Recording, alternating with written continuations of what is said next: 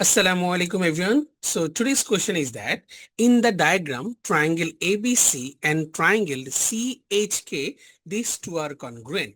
That means triangle ABC is congruent to triangle CHK.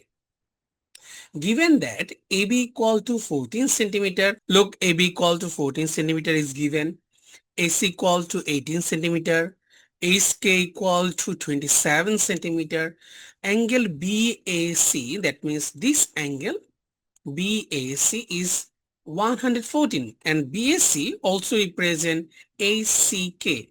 Okay, now and ABC equal to 38 degree, find CKH.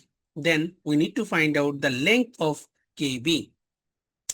So how can you solve it? Look, that means we can say A is related to C, B with H, and C with K.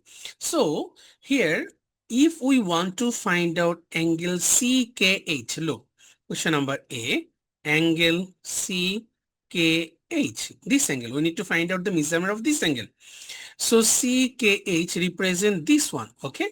CKH. So CKH represent actually ACB from the pattern. So we can write, instead of CKH, we can write angle ACB. So what is ACB? This one is actually ACB. Now we need to find out this measurement. We know that from triangle ABC, sum of three angles of a triangle is 180. So two angles are given. So the remaining angle will be 180 degree minus 114 degree plus 38 degree.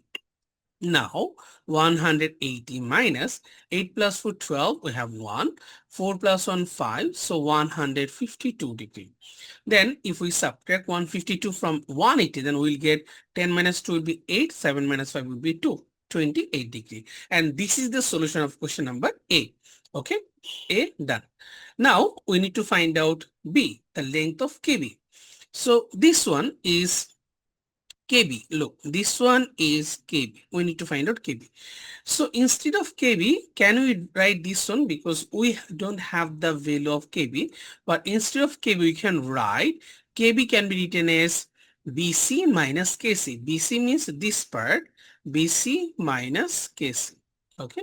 So instead of KB, we can write BC minus KC. So what is the measurement of BC? Instead of BC, we can write HK from the pattern. HK minus, instead of KC, we can write CA. Okay, CA. So what is the value of HK? We know that HK is 27 and CA is 18. 27 minus 18 will be 9 centimeter. Now our last problem, what can you say about the line AC and HK? So what do you know about AC and HK? This is very simple one. Look, here we can easily say this one, CKH equal to ACB. That means this one and this one, these two angles are equal. So this one is 28, this one is 28. So since we can write CKH equal to angle ACB equal to 28 degree, then these two angles can be written as alternate angles, okay, and CK is their transversal. So alternate angle and transversal, if we can say these two conditions, then we can easily say AC and HK will be parallel to each other. So AC is parallel to HK, and this is the solution of this problem. I hope you understand this one properly.